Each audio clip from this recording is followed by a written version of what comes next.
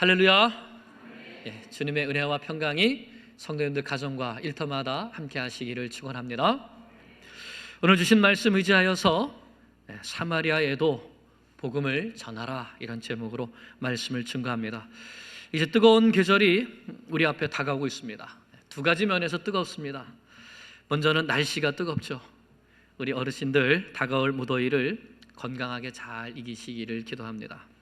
둘째는 우리의 심령이 뜨겁습니다. 주일학교 여름 수련회와 여름 성경학교를 통해서 다음 세대를 제자 삼는 사역이 뜨겁게 진행됩니다. 우리 아이들을 결코 세상에 빼앗겨서는 안 되겠습니다. 우리 선생님들이 열심을 품고 아이들을 섬기는 것처럼 부모님들도 아이를 함께 응원하고 함께 기도하며 우리 아이들을 예수님의 제자로 삼아야 합니다.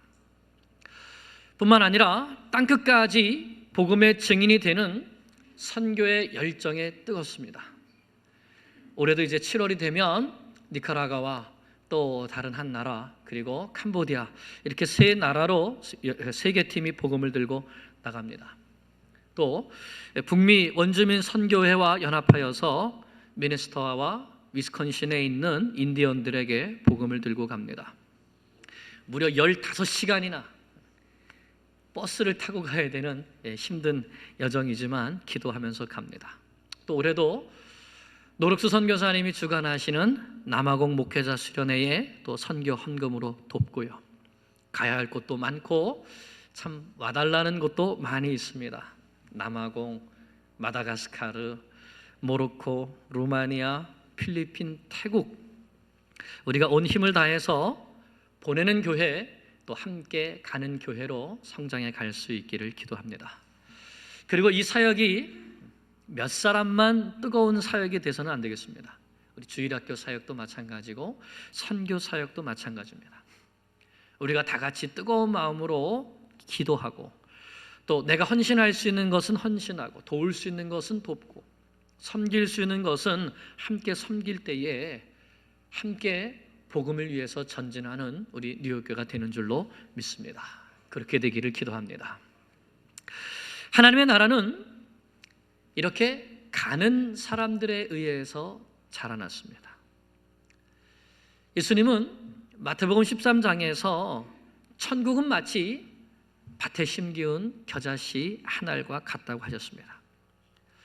사람의 눈에는 정말 보일락말락하는 작은 겨자씨 하나이지만 그 씨가 심기면 이내 자라서 나무가 되어서 새들이 와서 그 나무에 깃들인다고 했습니다. 또 밀가루 반죽 속에 조금 넣는 누룩과 같다고 하셨습니다. 아주 적은 누룩이지만 그 누룩이 반죽 속에 들어가게 되면 반죽 전체를 부풀리게 하는 것이죠. 우리 한 사람 한 사람이 들고 가는 복음에 바로 이런 능력이 있는 것입니다. 이렇게 하나님의 나라는 복음을 들고 가족에게 나아가서 가족을 복음화시키고, 또 복음을 들고 자기 민족에게 나아가서 민족을 복음화하고, 복음을 들고 땅끝까지 나아가서 열방을 복음화하는 천국의 제자들에 의하여서 성장해 왔습니다. 특히 민족과 국가라고 하는 이 벽을 뛰어넘어서 자신의 생명조차 귀한 것으로 여기지 않고 복음을 전하고 제자 삼기 위해 생명을 드린 순교자들을 통하여서 자라났습니다. 하나님의 나라는 지금도 이런 천국의 제자들을 통해서 자라가고 있습니다. 하나님의 나라가 예루살렘을 넘어서 땅끝까지 전파되는 이 일에 있어서 물꼬를 튼 사람이 바로 스데반 집사님입니다. 오늘 말씀은 1절에 사울은 그가 죽임당함을 마땅히 여기더라, 이렇게 시작됩니다. 여기에 나오는 이 사울이 나중에 이방인의 사도가 되어서 땅끝까지 복음을 증거하는 바로 그 사도 바울입니다.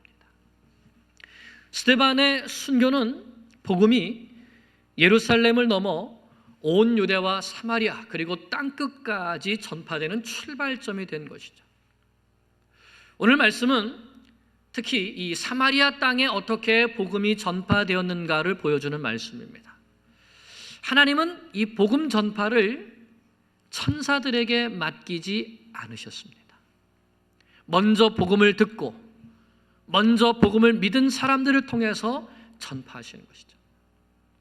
따라서 복음을 먼저 받고 믿은 예루살렘 교회가 온 유대와 사마리아와 땅끝까지 복음을 들고 나가야 할 책임이 있었던 것입니다. 이를 위해서 성령님께서 사도행전 8장, 9장, 10장에서 세 가지 일을 행하십니다. 먼저 8장에는 핍박을 통해서 빌립을 사마리아로 보내셔서 사마리아의 복음이 전파되게 하십니다. 9장에서는 성령께서 사울을 변화시키셔서 사울을 이방인의 사도로 세우십니다. 그리고 10장에서는 베드로를 변화시키셔서 베드로를 통해서 이방 전도의 문이 활짝 열리게 하십니다. 이 세 가지 사건을 통하여서 세계 선교의 문이 열리게 된 것이죠. 오늘은 그 첫 번째 사건입니다. 말씀을 보면 스데반의 순교 이후에 유대인들에게 살기가 가득했습니다. 이참에 예수 믿는 사람들을 다 잡아 죽이자는 심산으로 예루살렘 초대교회 성도들을 대대적으로 박해하기 시작했습니다. 1절 하반절을 보겠습니다. 그날에 예루살렘에 있는 교회에 큰 박해가 있어 사도 외에는 다 유대와 사마리아 모든 땅으로 흩어지니라. 이와 같은 큰 박해가 있어서 사도들을 제외한 모든 성도들이 예루살렘을 떠나서 사방으로 흩어져 버린 것입니다. 그런데 왜 사도들은 도망치지 않았을까요? 그것은 예루살렘 교회를 지키기 위해서였습니다. 이 예루살렘은 예수님께서 십자가에 못 박혀서 죽으셨을 뿐만 아니라 3일 만에 부활하신 곳입니다.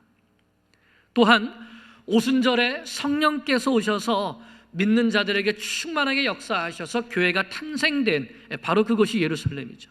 그래서 이 예루살렘은 복음 전파의 복음의 진원지일 뿐만 아니라 복음 전파의 중심지가 되어야 하기 때문입니다. 그래서 사도들은 예루살렘 교회의 지도자로서 이 교회를 지켜야 될 책임을 느꼈기 때문에 죽기를 각오하고 끝까지 남은 것입니다. 그리고 이때 사울이 다시 등장합니다. 3절을 보겠습니다. 사울이 교회를 잡멸할새 각 집에 들어가 남녀를 끌어다가 옥에 넘기니라. 이 예루살렘 핍박에 가장 앞장섰던 사람이 바로 사울이었습니다. 사울은 앞에서도 사람들이 스데반을 돌로 쳐서 죽일 때 그 증인이 되었었습니다. 사람들이 스데반을 돌로 칠 때 자기 옷을 벗어서 사울의 발 앞에 뒀다는 것은 사울에게 이 모든 일에 책임이 있다는 뜻이었습니다. 사울이 대표격이 된 것이죠. 그 사울은 스데반이 그렇게 돌에 맞아 죽는 것이 당연하다고 생각하고 또 마땅히 그렇게 죽어야 한다고 생각하고 그리고 교회를 잔멸했습니다. 잔멸한다는 이 말이 참 강한 표현이죠. 잔멸한다는 뜻은 마치 성난 맹수가 먹이를 하나도 남겨놓지 않고 찾아서 잡고자 하는 것처럼 이 사울이 교회의 성도들을 샅샅이 찾아서 죽이고자 했던 그 모습을 생생하게 묘사하는 것이죠. 그래서 한마디로 예루살렘에 그리스도인 소탕 작전이 벌어진 것입니다. 사울은 집집마다 이잡듯이 성도를 색출하여서 남녀를 가리지 않고 끌어다가 감옥에 넘겨주었습니다. 이전까지는 핍박이 사도들 중심으로 왔는데 이제는 모든 성도들에게 1대1로 핍박이 오게 된 것이죠. 사실 이런 핍박을 받으면 낙심하고 좌절하기 쉽습니다. 이렇게 이런 핍박까지 받으면서 예수를 꼭 믿어야 하나 이런 생각이 들 수도 있죠. 아니면 전에 유대교에 있었으니까 핍박을 피해서 다시 유대교로 돌아갈 수도 있습니다. 그러나 예수를 믿은 이 성도들은 핍박을 피해서 흩어졌습니다. 그것도 기가 죽거나 아니면 어디에 가서 은둔한 것이 아니라 흩어져 가는 곳마다 복음을 전파했습니다. 핍박으로 흩어졌지만 무엇을 들고 흩어진 겁니까? 복음을 들고 흩어진 것이죠. 4절입니다. 그 흩어진 사람들이 두루 다니며 복음의 말씀을 전할세. 여기서 우리는 섭리하시는, 살아계셔서 섭리하시는 하나님을 발견하게 됩니다. 하나님은 항상 악을 선으로 바꾸시는 분입니다. 모든 것이 합력하여 선을 이루게 하시는 분이신 것이죠. 사탄은 스데반을 죽이고 교회를 핍박하고 큰 박해를 일으켜서 예루살렘에 일어나는 이 성령의 역사, 부흥의 역사, 복음의 역사에 불을 꺼보려고 했습니다. 그런데 그렇게 교회를, 이 불씨를 밟으니까 오히려 이 불똥이 사방으로 튀게 되었고, 불똥이 튄 곳마다 또다시 불길이 일어나게 된 것이죠.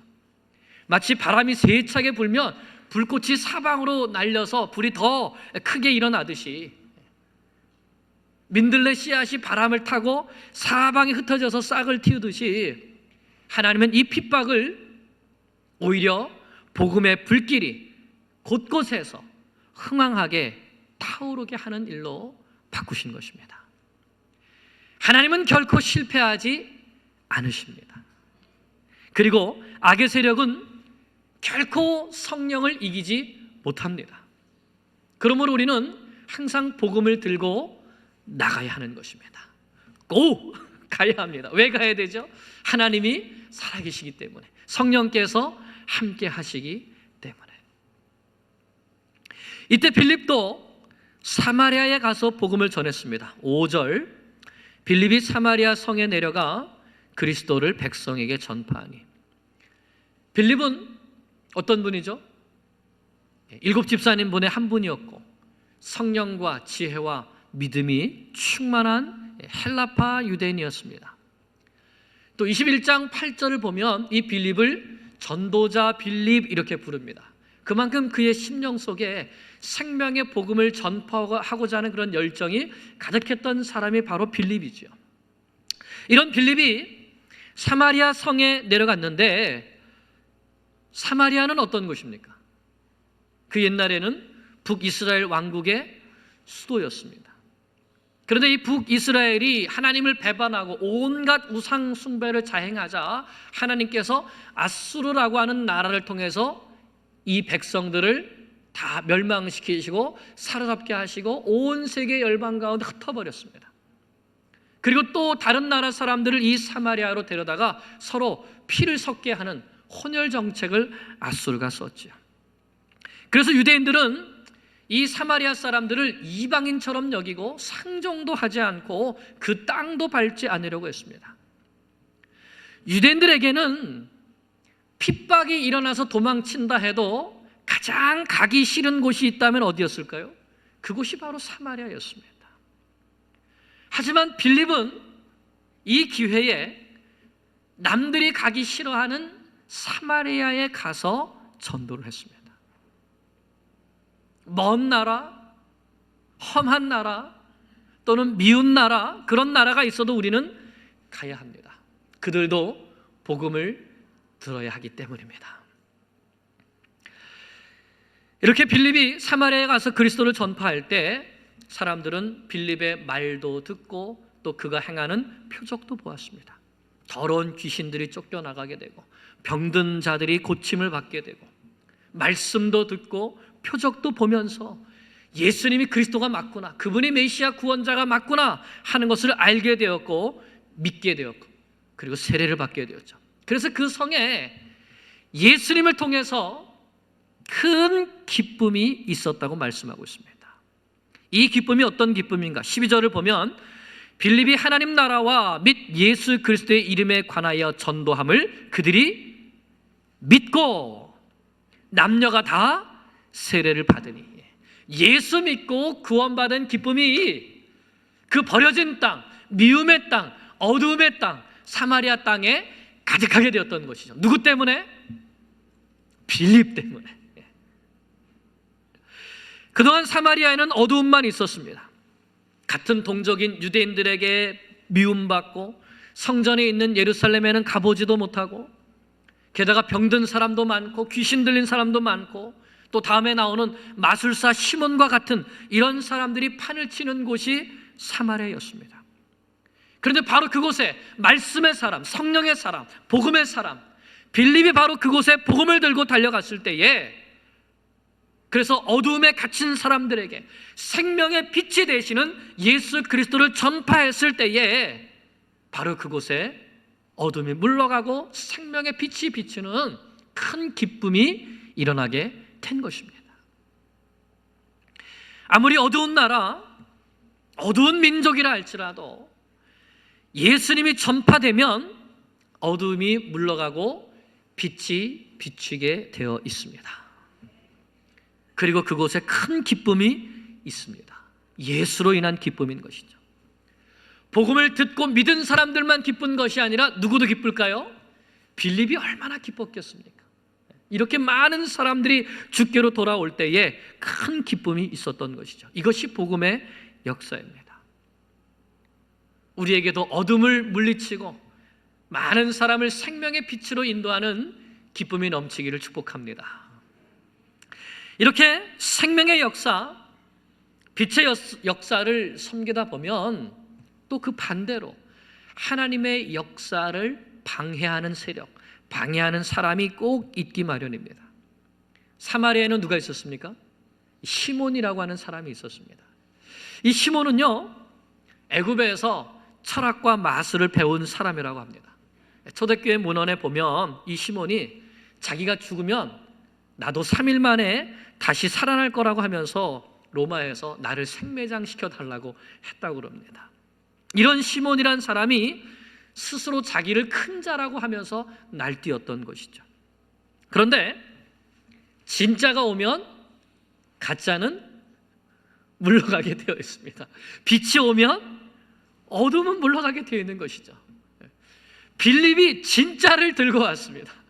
빌립이 성령님과 함께 복음을 들고 왔더니 이 성령의 능력이 나타나자 제일 많이 놀란 사람이 바로 마술사 시몬이었던 것이죠. 왜냐하면 자기는 속임수로 이런 것들을 했는데 빌립은 정말 병든 자를 고치고 귀신 들린 자에게서 귀신을 쫓아내니까 깜짝 놀랐던 것이죠.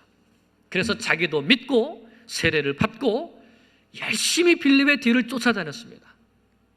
그런데 그것까지도 속임수였어요. 왜 그랬을까요? 정말 예수님께 회개하고 예수님을 믿고 영접한 것이 아니라 이렇게 빌립을 쫓아다니다 보면 빌립이 어떻게 저런 능력을 행하는지 그 비법이라도 알 수 있지 않을까, 그런 마음으로 따라다닌 것이죠. 선교사님들 주변에도 보면 꼭 이런 사람들이 있습니다.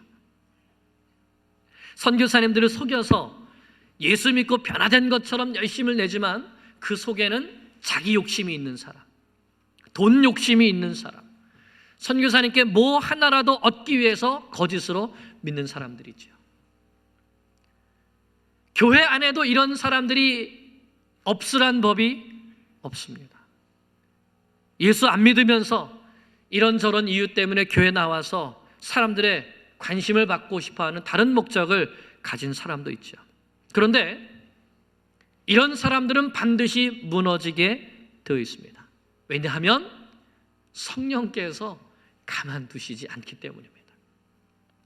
오늘도 말씀에 보면 사마리아에서 이런 일들이 일어날 때에 성령께서 응원군을, 지원군을 보내주십니다. 사마리아의 복음 역사가 크게 일어나고 많은 사람들이 세례받고 주께로 돌아온다는 이 소식이 예루살렘에 있는 사도들에게까지 전파되었습니다. 그때 사도들이 어떻게 했습니까? 기둥 같은 베드로와 요한을 사마리아로 파송했습니다. 가서 알아보고 격려하고 도와주기 위해서 가장 핵심이 되는 두 사도를 보낸 것이죠. 그런데 이 두 사도가 전에는 사마리아를 별로 좋아하지 않았던 사람들입니다. 예수님께서 계실 때에 예수님께서 갈릴리에서 유대로 가시기 위하여서 마지막에 십자가 지시려고 가실 때에 예수님이 사마리아 땅을 통해서 가시려고 하십니다. 그런데 사마리아 사람들이 그런 예수님을 영접하지 않고 받아들이지 않았습니다. 그때 요한이 뭐라 그랬냐면 누가복음 9장 54절에 보면 요한이 예수님께 이런 요청을 했었습니다.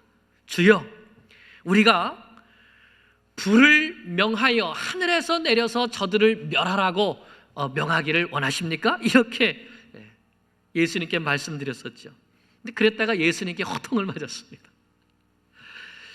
그렇게 사마리아 사람들을 미워했던 요한이 지금은 완전히 바뀌어서 15절에 보면 사마리아 사람들을 위해서 그들이 성령 받기를 기도하고 또 그들에게 안수하고 그럴 때 성령이 그들에게 임하셨죠. 또 25절을 보면 베드로와 요한이 사마리아 곳곳을 다니면서 그 여러 마을에서 복음을 전파한 것을 볼 수 있습니다.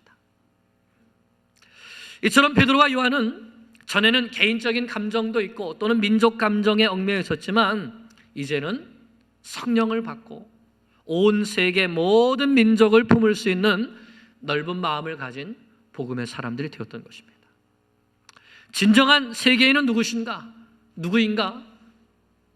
복음으로 온 세상을 품는 사람이 진정한 세계인인 것이죠. 그러므로 우리가 하나님의 역사를 섬기려면 복음적인 사고를 가져야 합니다.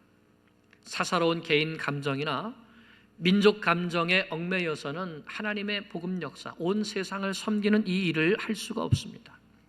끼리끼리 모여서 팀을 이루고 사역을 하려는 것도 옳지 않은 것이죠.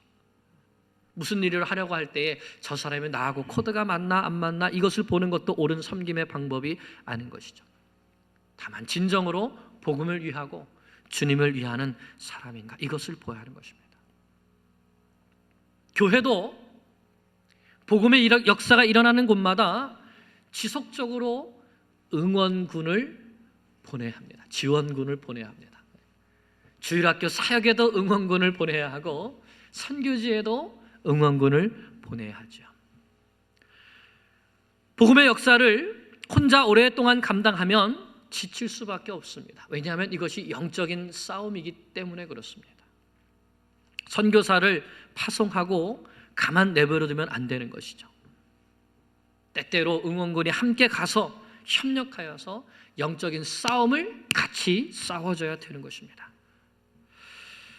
그래서 이번 여름에도 우리 이채선 선교사님께 우리 팀이 또 달려갑니다. 우리 선교팀이 함께 기도하고 전도하며 영적인 싸움을 싸우는 것이죠. 또 후방에서는 지속적인 기도의 싸움을 싸워줘야 합니다. 각지에서 사역하시는 우리 협력 선교사님들이 우리 교회에 중보기도팀이 있는 것을 아시고 기도 제목이 있을 때마다 보내주셔서 함께 기도하고 있습니다. 기도해달라고 요청하셔요. 그러면 또 우리 중보기도의 용사들이 자기 있는 곳에서 하던 일을 딱 멈추고 열심히 기도합니다. 그래서 응답받는 일들이 참 많이 있습니다. 이렇게 함께 동력함을 통해서 선교지에 성령의 역사가 힘있게 일어나고 복음의 불길 또한 더 활활 타오르게 되는 것이죠. 하나님 나라의 역사는 동력의 역사입니다. 복음의 역사는 동력의 역사입니다. 성령님은 하나가 되게 하시는 분이십니다. 우리가 성령의 인도하심을 따라 하나님의 복음 역사를 함께 힘있게 섬기는 성도님들이 되시기를 축원합니다. 이렇게 성령의 역사가 일어나자 드디어 마술사 시몬이 자기 본색을 드러냅니다. 시몬은 사도들이 안수하여서 성령을 받는 것을 보고 그 능력의 근원이 빌립이 아니라 성령님이었구나 하는 것을 깨닫게 되었습니다. 그런데 그 성령을 어떻게 알았죠? 돈을 주고 사려고 했습니다. 참 어리석죠. 안 그래도 빌립 때문에 자긴 가짜고 빌립은 진짜래서 빌립 때문에 자기 명성도 떨어지고 또 이 자기가 안수하는 사람이 성령을 받게 되면 그런 명성도 회복되고 또 돈도 벌 수 있겠다고 생각한 것이죠. 참 성령이 없는 사람은 정말 어리석습니다. 베드로는 그런 시몬의 생각을 알고 크게 분노합니다. 20절에 보면 베드로가 이르되 내가 하나님의 선물을, 즉 성령은 하나님께서 선물로 주시는 분인데 돈 주고 살 줄로 생각하였으니 내 은과 내가 함께 망할지어다. 돈 때문에 교회에 오는 사람은 돈 때문에 함께 망하게 되어 있습니다. 그리고 베드로는 너 같은 사람은 복음에 관계도 없고 분깃도 없다고 시몬을 단호하게 잘라버립니다. 그러나 회개의 기회도 주죠. 22절. 그러므로 너의 이 악함을 회개하고 주께 기도하라. 혹 마음에 품은 것을 사하여 주시리라. 교회의 복음이 아니라 다른 목적을 가지고 오는 사람이 있다면 하나님께서 심판하시기 전에 회개해야 합니다. 왜냐하면 23절 말씀과 같이 그런 사람은 그 마음속에 악독이 가득하고 불의에 매여 있다는 것을 하나님이 아시기 때문입니다. 겉으로는 세례받고 열심히 빌립을 따르는 것 같았지만 속으로는 복음을 회방하고 악한 마음을 가졌던 이 시몬을 책망하며 회개할 것을 촉구했던 것입니다. 시몬은 이러한 베드로의 책망에 깜짝 놀라서 이런 일이 내게 일어나지 않도록 기도해달라고 부탁을 합니다. 그러나 그것도 회개한 것은 아니죠. 자기가 저주받을까 봐 두려워서 그렇게 말한 것일 뿐입니다. 오늘도 이런 거짓 믿음을 가지고 교회를 드나드는 사람이 얼마나 될까요? 베드로는 시몬의 동기가 잘못되었음을 잘 알고 있었습니다. 아나니아와 삽비라 사건 때처럼 영적인 분별력이 있었습니다. 그래서 지도자는 책망할 자를 마땅히 책망하고 격려할 자를 격려할 수 있는 영적인 분별력이 있어야 합니다. 그러기 위해서는 나 자신이 먼저 두 마음이 없어야 되는 것이죠. 내가 먼저 하나님을 순수하게 사랑하며 섬길 때에 다른 사람에 있는 그 마음, 동기와 목적을 볼 수 있는 분별력이 생기는 것입니다.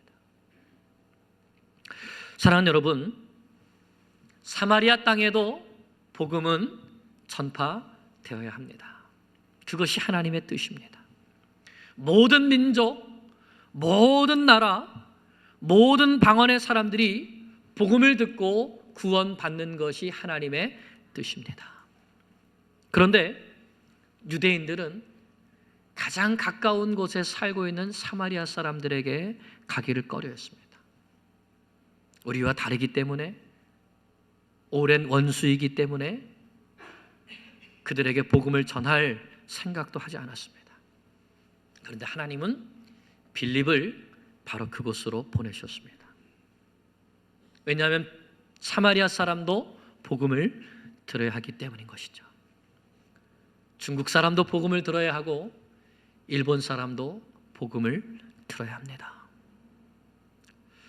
한국에 있는 온누리 교회에서 해마다 정성을 다해서 하는 일본 선교가 있습니다.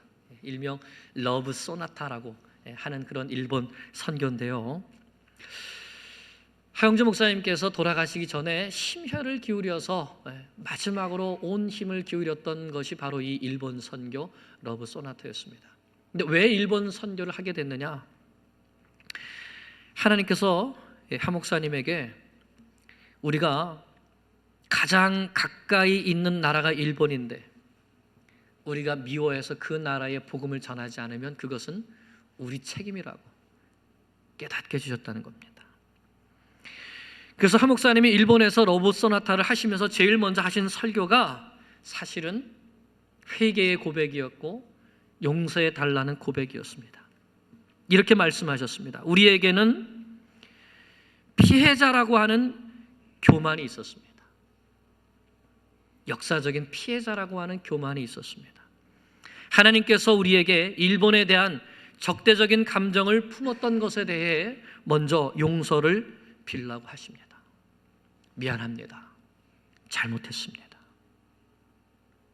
이렇게 일본을 향한 러브 소나타 선교가 시작된 것이죠. 하나님의 나라는 빌립과 같은 믿음의 사람, 성령의 사람을 통해서 자라납니다. 나를 미워하는 사람에게도 복음을 들고 나가는 사람을 통해서 하나님의 나라는 자라갑니다. 물론 마술사 시몬과 같이 시험하는 사람도 있고 사울과 같이 반대하고 핍박하는 사람들도 있습니다. 그러나 성령께서 함께 하시고 또 사마리아에 와서 함께 동력해준 사도들과 같은 사람들도 있습니다. 하나님께서 때마다 시마다 아름답게 동력하게 하시는 것입니다. 복음을 위해. 우리도 어떤 선교사님들에게는 베드로와 요한과 같은 동력자들이 되어야 합니다. 그럴 때 복음의 기쁨이 그곳 가운데 충만하게 되는 것입니다. 사랑하는 우리 가족에게, 우리 이웃에게, 온 세계 열방에 생명의 복음을 전하며 이 복음의 기쁨이 충만하게 되기를 기도합니다. 여러분, 나에게 사마리아와 같은 곳은 없습니까? 또 나에게 사마리아 사람과 같은 사람이 있습니까? 이제 오늘부터는 가자! 사마리아로! Go to my Samaritan! 성령님께서 나를 그곳으로, 그 사람에게, 그 민족에게 인도해 달라고 기도하면서 미움과 상처와 반목과 아픔을 복음으로 이겨내며 함께 예수의 생명을 전하고 함께 기뻐하는 큰 은혜가 우리 가운데 가득하게 되기를 우리 주 예수 그리스도의 이름으로 축원합니다. 기도드리겠습니다.